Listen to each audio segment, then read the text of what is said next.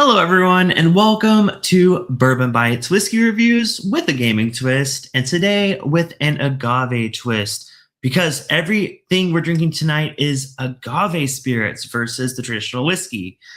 This stream is a huge shout out to my friend whiskey pair Aaron, who sent me a flight of 4 different agave spirits, 3 tequilas, and 1 mezcal, and I thought it would be fun to taste through these today. Now, what's really special is these are all very premium agave spirits. So I'm used to spending a lot of money on bourbon and scotch and things like that, but I'm not used to spending that much money on other spirits. So today we get a taste of what the high-end tequilas and mezcals of the world can taste like.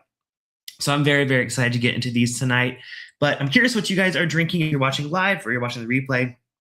Leave a comment of what you have in your glass, whether you do have a whiskey or a tequila. Would love to know. Tonight's all about exploring and trying different things. So I'm looking forward to going through this flight. Now, I actually have done this flight before. So here's the little twist. I did this as a blind flight a few weeks back.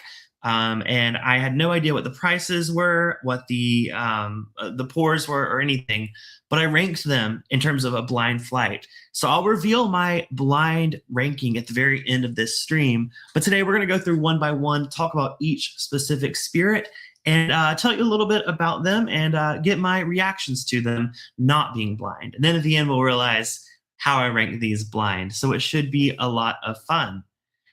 Doug, Taste and Sensibilities in the chat. He says, hola, amigos and amigas. Hola to you as well.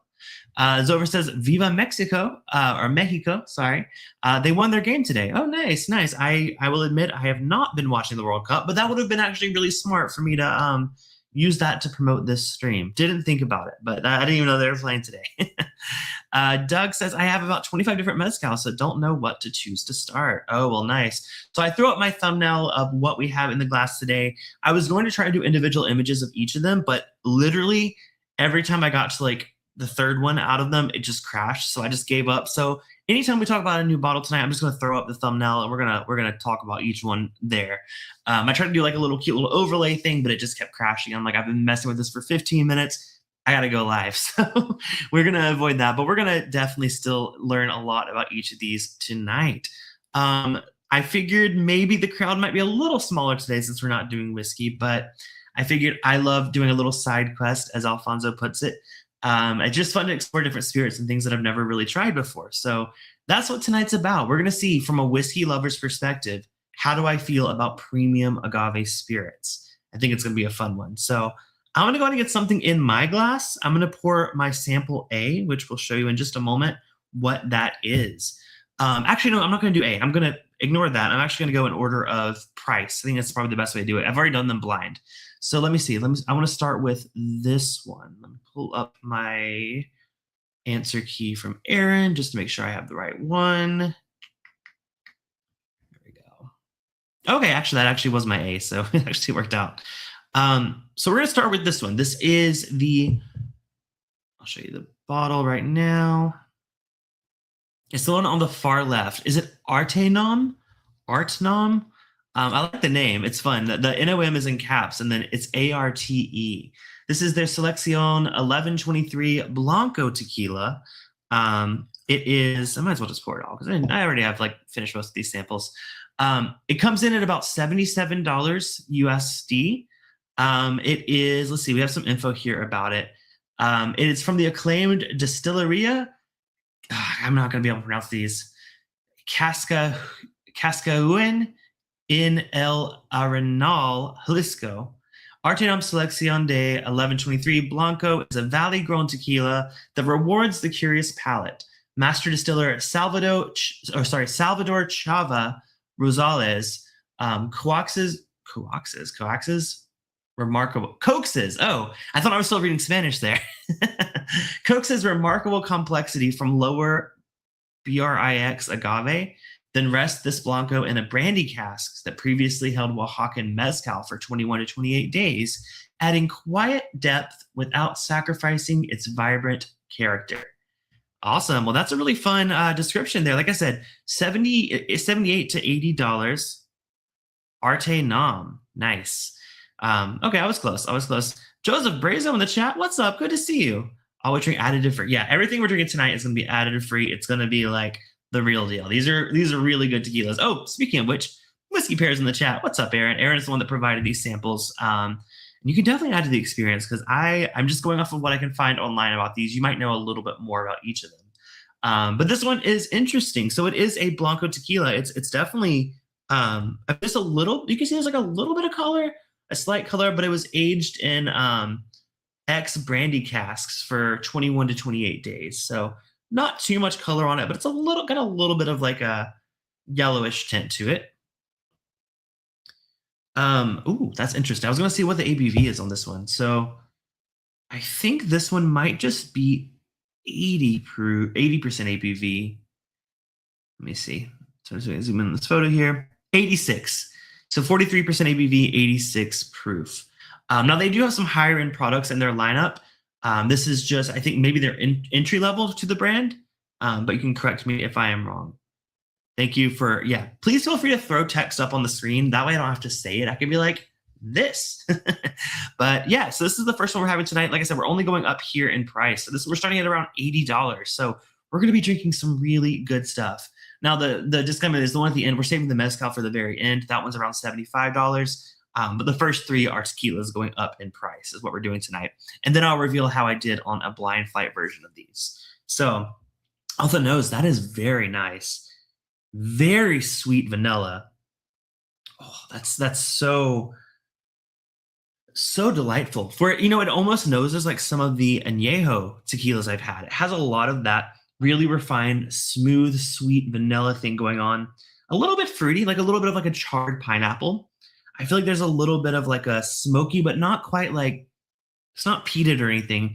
There's like a smoky fruitiness. So the first thing I think of is charred pineapple. I might be biased because I most recently went to a Korean barbecue and they had charred pineapple. That's one of the things like a week or two ago.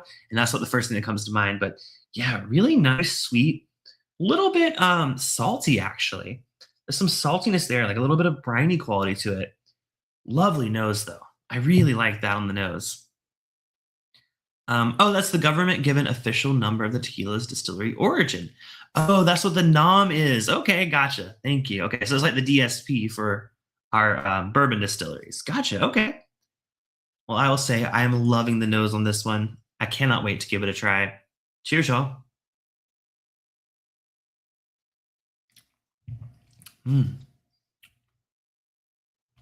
Oh, wow. Yeah, that is, I can tell it on the nose. I thought it was so vibrant that I thought it might be higher proof. On the palate, it definitely drinks its proof, right? 43% or 43% ABV, 86 proof. Right in line with that. It's got a nice, it's interesting is it doesn't have that long of a journey on the palate. It's definitely leaning more towards like tip of the tongue and then the finish. But the finish, it lingers with this nice, like almost on the back end. I think a lot of people when they think of tequila, especially if they're not a tequila drinker, right? They're just, doing shots of it, or if they're a bourbon drinker, they don't really try to good tequila. They always think of tequila as the fact that it burns. You always see people do shots of tequila and they're like, like it's like the worst thing ever. This does not make you do this. And I do remember when we did this as a group tasting. Aaron hosted for a few of his colleagues, and a lot of people loved this one. They said how smooth it was. So I think this is going to be a crowd pleaser when you go for premium tequila. It's just very easy to drink. Really, there's nothing off-putting at all about the palate. It's just, unless you don't like that little bit of smoke, but it's actually it's not overwhelming. I like that quite a lot.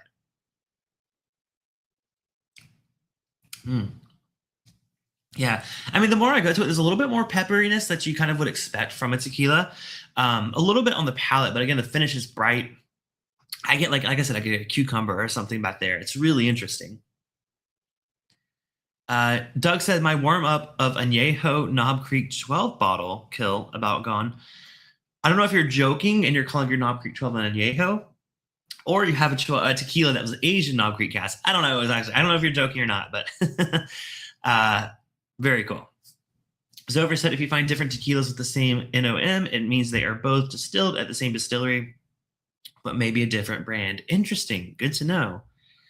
ArteNom does some amazing single barrel picks. They're basically an independent bottler. Nice. I love all the crazy green herbal vegetal notes on these agave spirits. Yeah. I mean, to me, like I said, it's like it's pineapple on the nose, but more cucumber on the palate with a hint of that black pepper. Normally, I have my cucumbers with some salt on them, but yeah, it's a little bit of like a salty, peppery cucumber. I like it. I like that flavor profile a lot. So we're going to save a little bit of this. We're going to come back to it when I do because I want to do like a ranking based off of this secondary tasting now that I know what they are compared to my blind tasting. See if it's the same, see if it's different. I actually don't remember what order I put these in the blind. So what I'm going to do is after I finish these tonight, I'm going to rank them and then we're going to refer to my blind and see if it's the same. Let's go ahead and move on to the second one tonight. I'm ready to get in it. So A and D were the clearest of them all. That doesn't matter because we're not doing it blind. Ignore me. Let me pull up my art again. All right, let me pull this screen up here. All right, so next up, actually, we're still going in the same order. We're going to the A, B, C, D. Okay, so the first one is A, second one is B, third one is C, and last one is D. So we are actually going in that order. So the second one we're going to is the Fortaleza Añejo. And this one, like I said, the two in the middle have some color. The first one and last one are a lot more of a clear spirit. So let's go ahead and pour the second one. Now this one is a pricey boy. This one comes in at $115, at least here locally in Southern California. It is an Añejo, which of course means it has some age on it. And we'll get into some details about what specifically this has been aged in and for how long. Because remember, the main categories of tequila or agave spirits are Blanco, which means it's not been aged, Reposado, which means it's been aged for a few months, and then Añejo, I think is anywhere between 1 and 2 years, and then extra Añejo, I think is 3+ years. I could be misremembering that. Those of you, I know we have a few agave spirits lovers here in the chat during the live stream, or if you're watching the after play, let me know if I've got some facts wrong. Again, bourbon guy, but I love exploring different spirits. So like I said, this one, Fortaleza, is a $115 bottle. We do have their website here. Let me see what we can pull up here. So it says, the nom, by the way, is $14.93 compared to the one we just had. This is a stone brick oven cooking method. Distilled is double distilled in copper pots. This one comes in at 80 proof, 40% ABV. Fermentation was in open air wood tanks. Of course, it's 100% agave, natural spring water, and it's aged for 18 months in American oak. So it actually does have quite a bit of age on it there. Independent Joe in the chat, what's up? Tequila Bytes, right? Cheers, I'll smash that like button.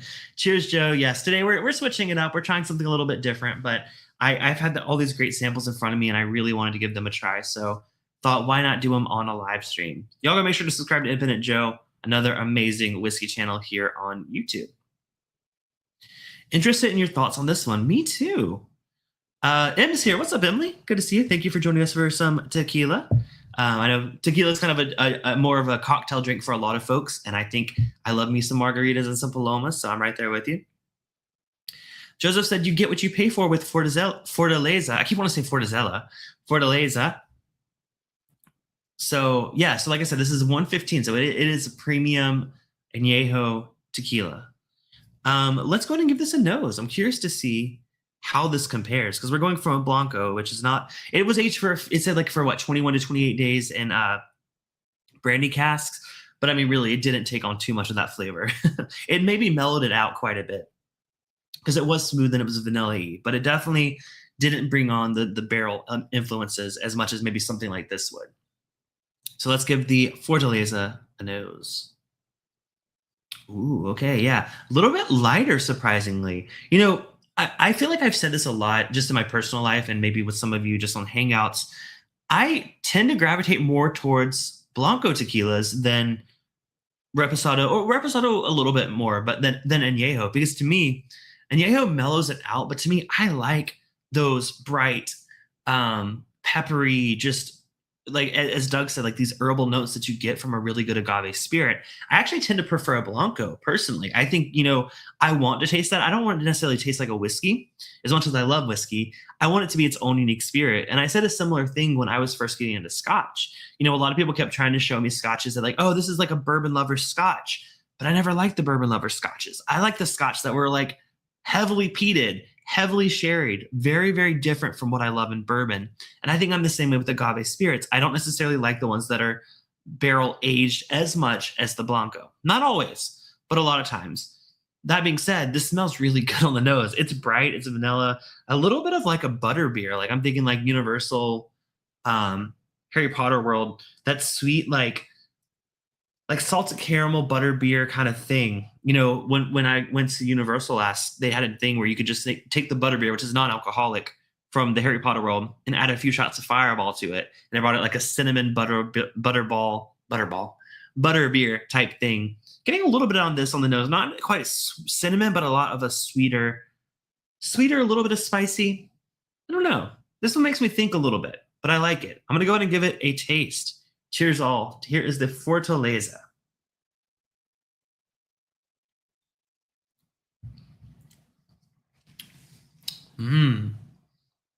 Oh yeah. I mean, again, don't want to say smooth, but I think, you know, for a lot of tequila drinkers, it's rare to find a smooth tequila. That one actually has some vanilla, definitely some wood caramels there too. It's got definitely more barrel influence here. You can definitely tell that this has touched oak in some way. It's not, you know, it still has the characteristics of an agave spirit. It's still, you know, bright, not as peppery. It's definitely not in that like extreme, like smoky peppery thing at all. It's definitely more smooth, more easygoing, getting a little bit of, like I said, that butterscotch, a little bit of like taffy, if that like saltwater taffy. There's like that briny quality is still there a little bit, the salty element, but not the pepper. It's like the other one was salt and pepper. This is definitely more of the salt, but like a very, very sweet, like a saltwater taffy kind of note. I like it. It's very approachable. And speaking of which, Whiskey Pear says Fortaleza is like the Blanton's of tequila. Yeah, because like nothing wrong with Blanton's. It's pricey, but it is a very easygoing, approachable whiskey. Or maybe you meant it because of the fact it sells out immediately. Okay, there's that too. I will say I have seen this bottle before, so I'm gonna pull up the picture real quick. It's the second one here. I've seen that bottle before. I recognize the cap on it with that agave looking cork. So I've definitely seen it, and I guess that's probably why it's very, very popular. And it's definitely chased like Blanton, says Alfonso.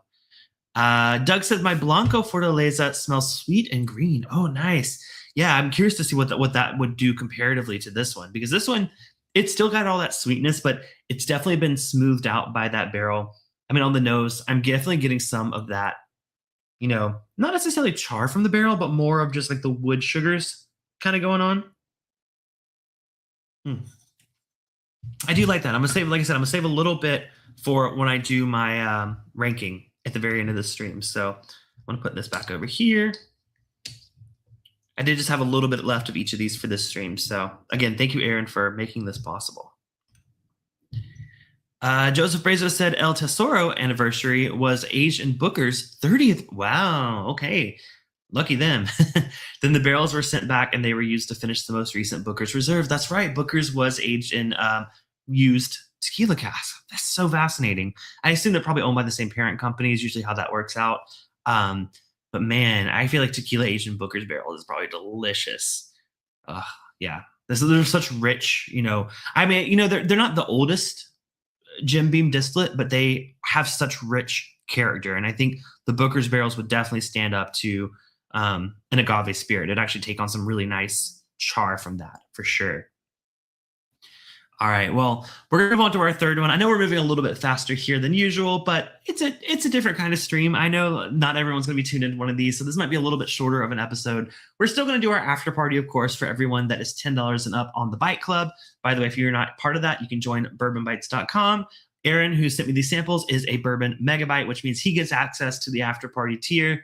Of course, there are higher tiers that get you access to things like sample bottles, private tastings, and of course, at the $5 tier, you get our movie night, which is coming up probably not this Friday, but next Friday. So if you want to get your ticket to the movie night, it's only $5. Bourbonbytes.com. Get all the details there. Speaking of bourbonbytes.com, I'm doing my plugs. Why not? I'm just going to keep rolling with it.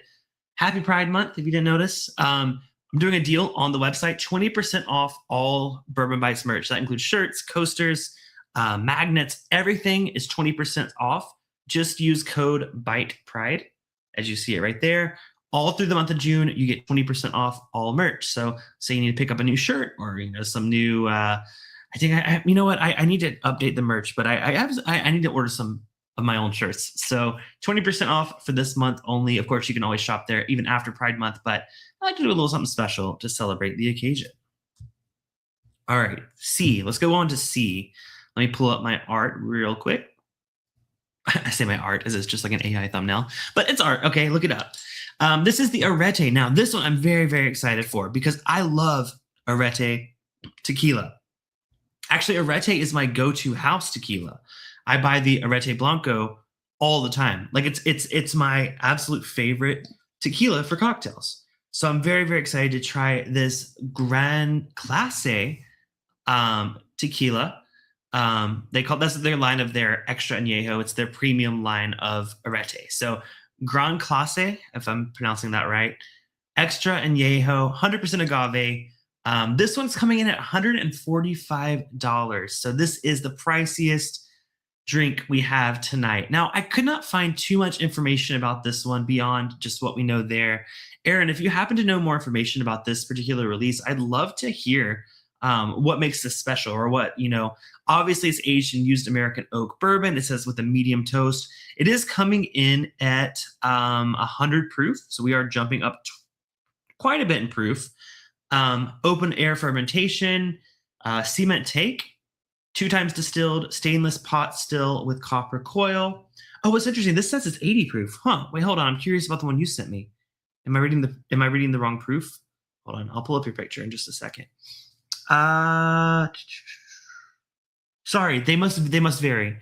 I apologize. This one's coming in at 46% ABV or 92 proof. So it's still a step up, but not 100 proof. I think these do vary just depending on the release. Whiskey Bear says High Time does a lot of Arette picks. They used to be full cast strength, but this one is still amazing, in my opinion. Okay, yeah. So this one, like I said, it's a little bit lower proof, 92 proof. But I mean, look at the color on this one. This one's definitely got the most color, which I mean, in terms of tequila, right? It's got the most color of them all. This is extra añejo. I don't know the specific amount of time this has been aged in those oak casks. Aaron, if you happen to have the info with this being a single barrel, I know you said you still had the bottles for them. I can look on their website to see if they still have the listing for it.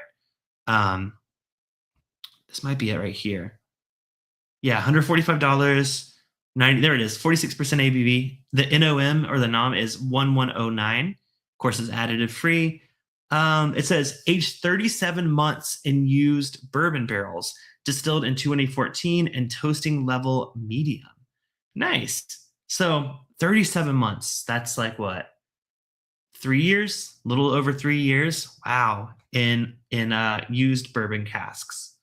Well, we don't know if they're first fill bourbon casks. That's one thing to say. Sometimes if they're first fill, that might be a little bit darker than this, but this is definitely used bourbon casks. Let's give this Arette a nose. Ooh, okay, interesting. That's got some like pine needle kind of note. Definitely more of the green, like wood oak note. It's definitely, like we said the other ones are a little bit more earthy. I would say those are a little bit more herbaceous. This one is like a plant or a tree. It's green. It's bright. I mean, when I say like green oak note, I think of like when you break off a branch of a young tree. It has that green layer in it. You smell it a little bit. It's a little bit of that, but it's that mixed with like a pine needle. Definitely an interesting blend of those like sweeter agave, plant notes and then oak. Interesting. Doug says he gets a lot of pine on his mezcals. Yeah, this one for sure. I think this is the first time I've gotten something so intensely pine. Oh, it's fun. I'm looking at the tasting notes here. I just opened it. They say on the palate their first thing is fresh cut wood. So it's interesting that I'm getting that on the nose. Well, let's go and see. Let's go and see if it carries over on the palate. Cheers, guys.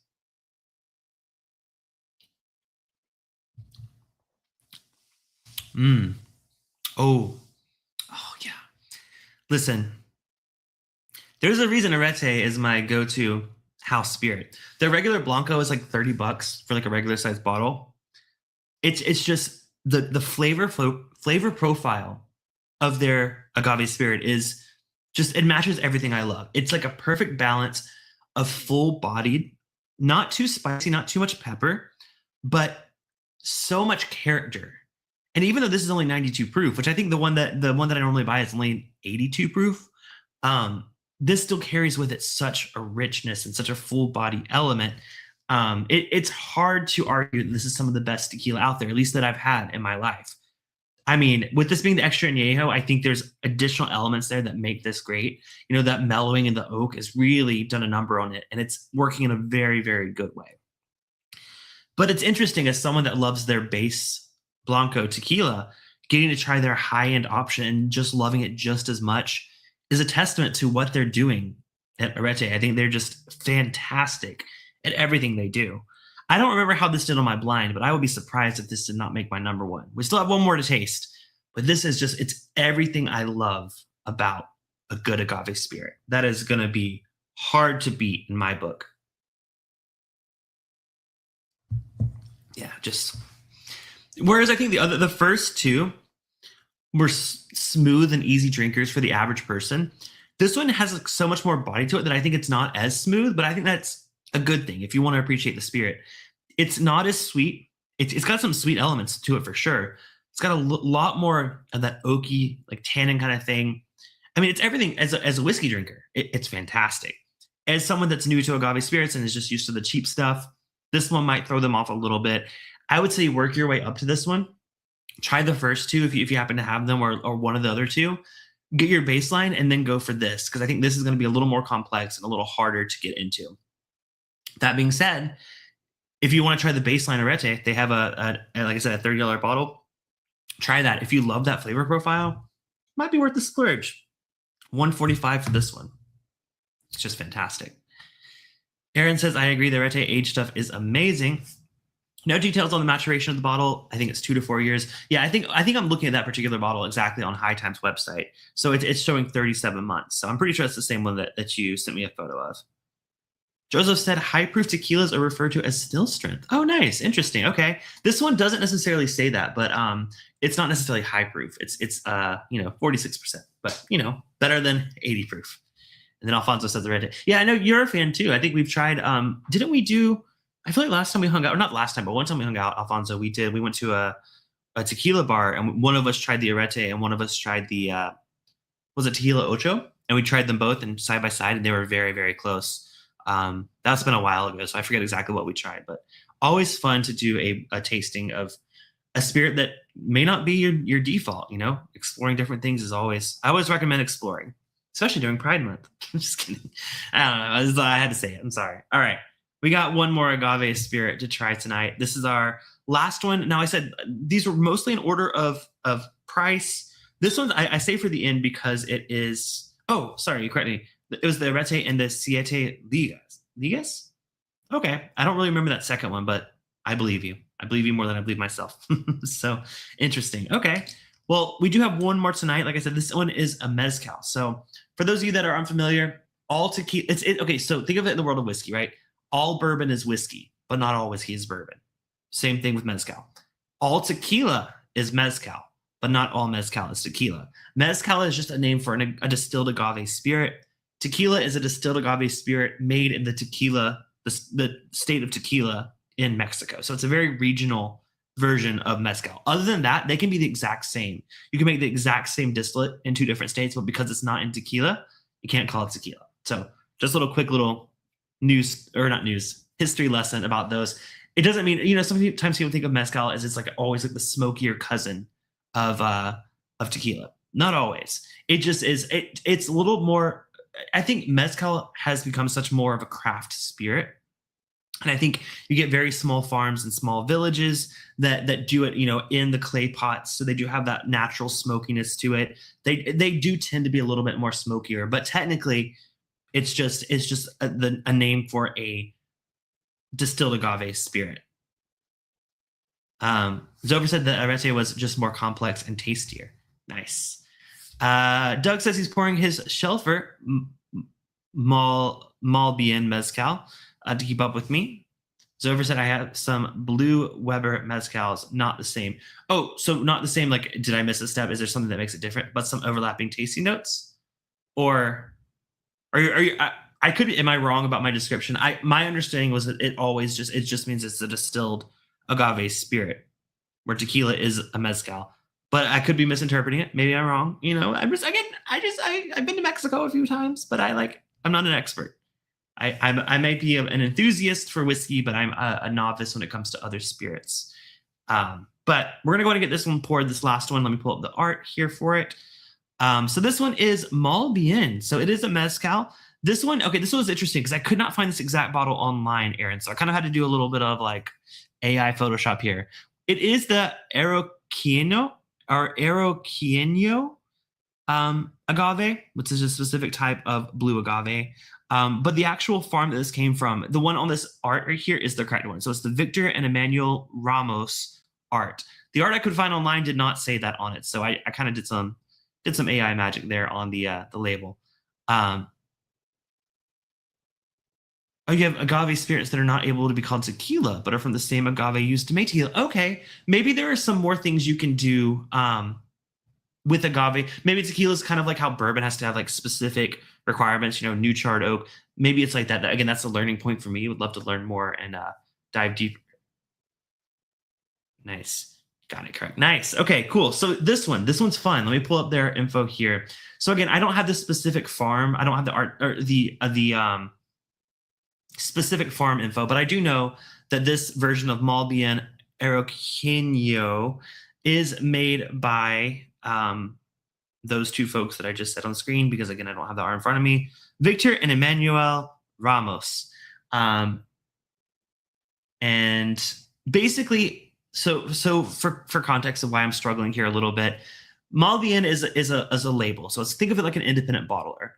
Arroqueño is the type of agave used to make this mezcal. That other name is the actual farm that this is from. So I don't have info on that specific farm, but for a reference, I'm looking at another bottle, but from a different farm, it goes for about $80.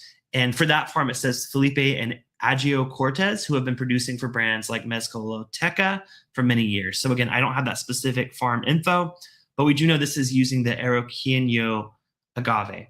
It says it's cooked in an underground oven for 8 to 10 days. Using wood from Encino, Yegareche, Mesquite, and Palo de Aguilla. The agaves are allowed to rest for 5 to 7 days after the cook before being milled by ox-drawn tahona. The milled agave are fermented in open-air tinas for 3 to 8 days and then double distilled in a copper still. So very, very traditional handmade agave spirit.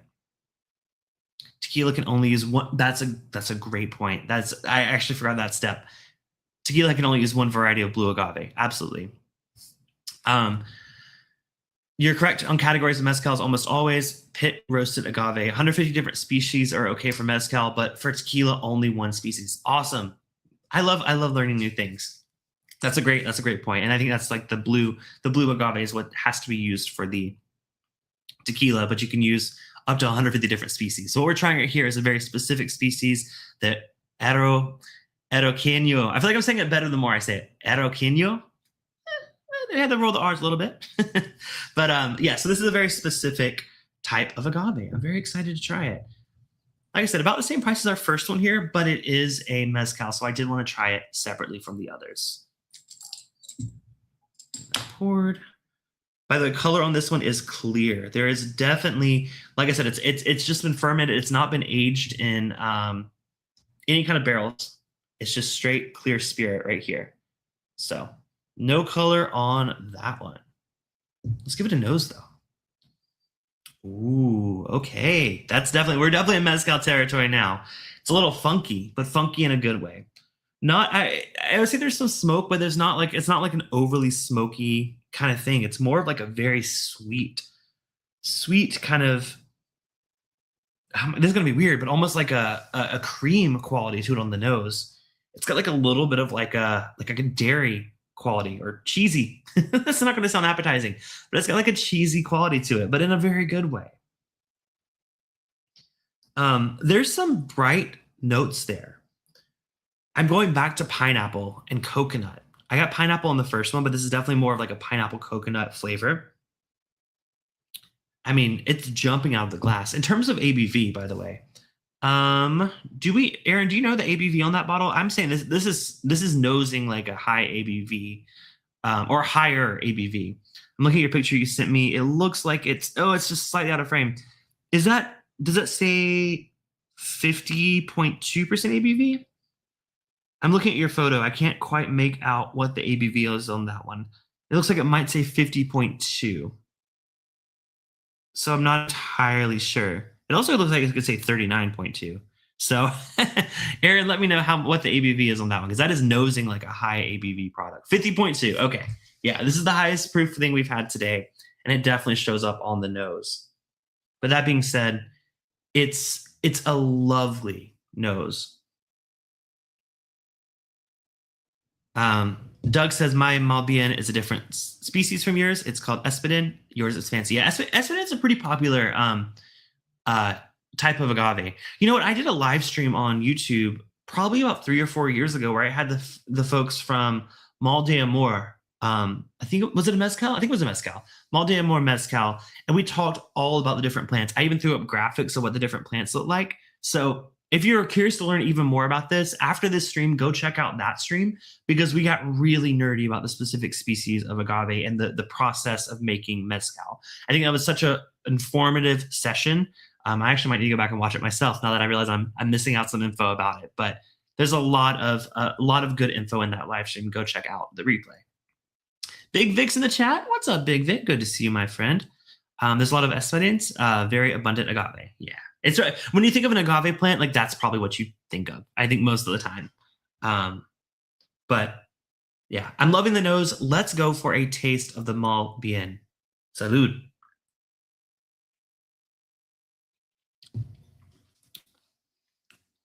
Ooh. Oh yeah, man. That drinks like some of the best. I mean, not okay. This is gonna sound like really like bratty. I'm a bit of a I'm a lot more picky when I'm buying a mezcal over like some tequilas, because I think mezcal. I love the Independent Village versions. One of my favorite brands of mezcal is the what is it called? Not El Verde. What is it? Mezcal single. It was like Single Village Vida. Del Maguey is the brand. So Del Maguey does a bunch of Single Village mezcals. They're pretty pricey. They're up there from $80 to like $140, $150. They are so good. This reminds me of how good those are. It's very clear when you have a high quality independent village or farm. It makes all the difference when it comes. Like, don't get me wrong. There's nothing wrong with like blended spirits, but when you get to try something made entirely on one farm, it's like the terroir of it all just all comes together. We talk about terroir a lot in wine, talking about the region and getting the taste of the land. I think mezcal is the closest I've ever seen that in a spirit form. So wine, you're picking up the different nuances of the weather, the growing season, all of that is apparent in wine. Like if you try like one vintage of a wine, let's say you try a 2022 wine and you compare it to a 2023 wine from the exact same growing region, exact same age, same process, same everything, but the factors that went into that year make a huge difference in flavor. I think agave spirit is the same. You could really taste those differences, different growing seasons, different cooking methods.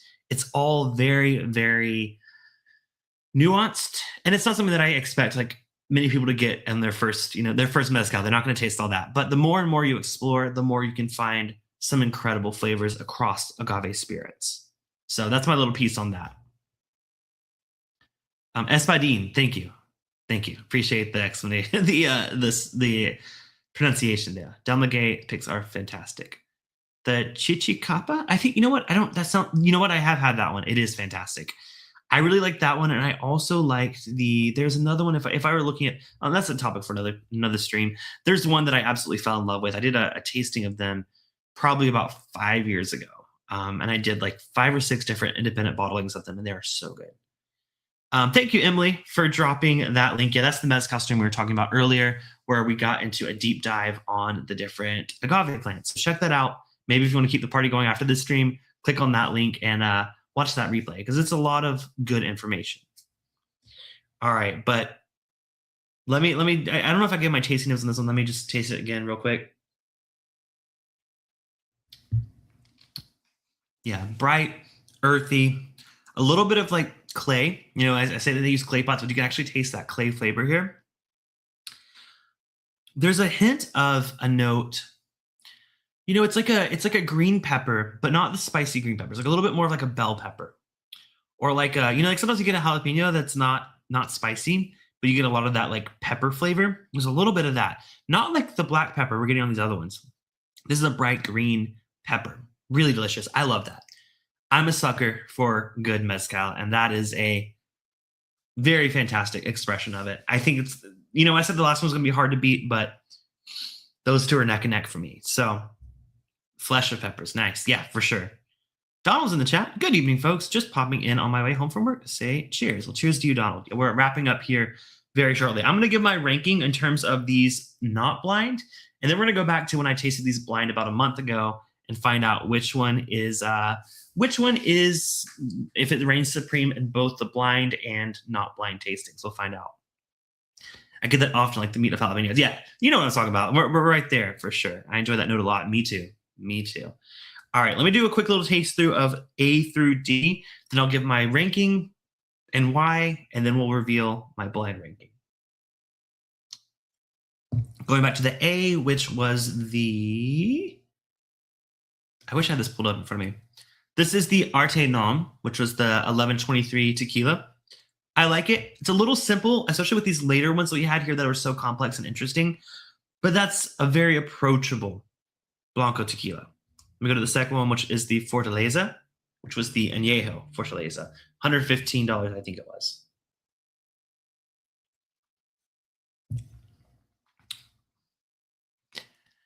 Surprisingly, personally, I actually preferred the ArteNom over that one, because to me, this one, Añejo, to me, it dulls down the flavors that I really like.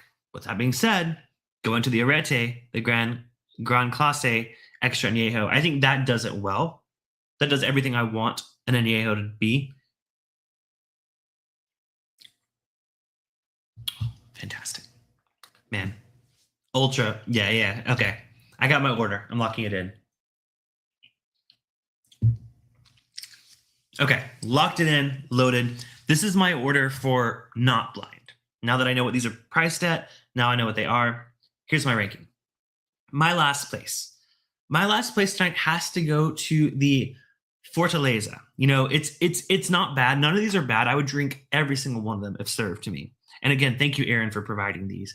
But in these four tastings, to me, that's my least favorite.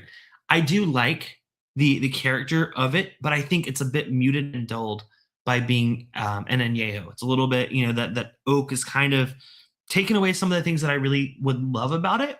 It oversimplifies it for me, and that's why that's my last place. My third place is the ArteNom. This is the cheapest tequila we have here, but by cheapest I mean like $75 to $80. So it's a pricey tequila. To me, that has all the things that I love about a good Blanco tequila. It's a little thin. You know, I've had some other ones that have a little bit more body to it, but it is a very enjoyable, easy to drink pour. I think if you're starting in premium tequila, that might be the one you go for, because it is affordable in terms of high-end agave, but smooth, but smooth in a really good way. So those are my last two. Doug said, I think Ralphie reviewed the Chichi Kappa about 15 years ago. Wow. Boldness is mellowed with aging for sure. That's what started me on mezcal. Nice. All right, my second place tonight. My second place has to go to the Mal Bien Mezcal. I love it. It's one of the best mezcals I've had. I actually am going to seek out a bottle of this. Maybe not this particular farm, but this type. It's just delicious. It's everything I look for. I could sip this neat. I could have it over ice. I just think it's a fantastic expression of what agave can do. I can taste the earthiness. I can taste the quality of that farm. That like hand. I mean, they literally said they use, what was that? Hold on, let me pull it back up. They said that they use ox drawn, a mill that's ox drawn. So you just taste so handmade and personal, and I love it. It's fantastic. But my first place, surprise, surprise, the brand that I already love, their cheaper expression of, but this is my first time having their high-end expression. the Arette Gran Clase X Añejo, Extra Añejo, $145. Tequila, single barrel of it, 37 months in a used bourbon barrel, medium toast, limited edition, delicious. This is, I mean, it's the peak agave spirit based on anything I've had before.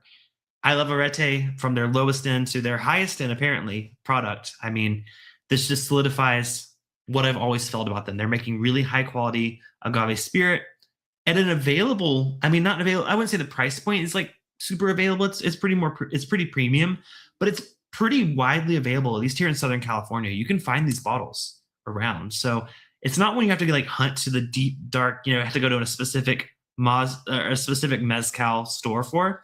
You can find this at quite a few large liquor stores. So definitely fan of that one. So my order, not blind, going from favorite to least favorite, was CDAB. CDAB. Now let me look at my results from when I did it blind with Aaron a few weeks ago. Let's see. Scrolling up. Let's find it. Oh, did I not send it to him? Hold on. I definitely took a screenshot.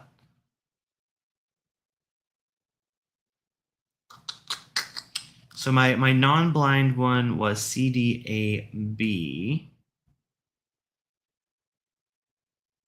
Did I not message you the? Okay. I took a note somewhere, but now I lost it. I thought I sent it to you. Shoot. Okay, well, maybe I don't have what I thought of them blind. I might have screenshotted it, but what day did we do that?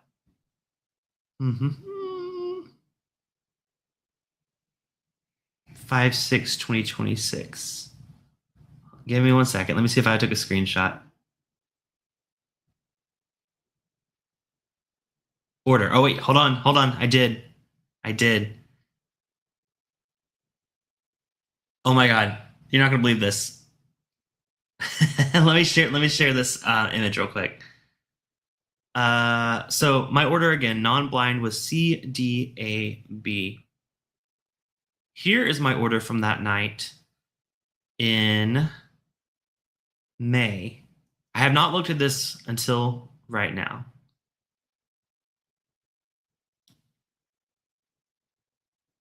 This is my order. CDAB.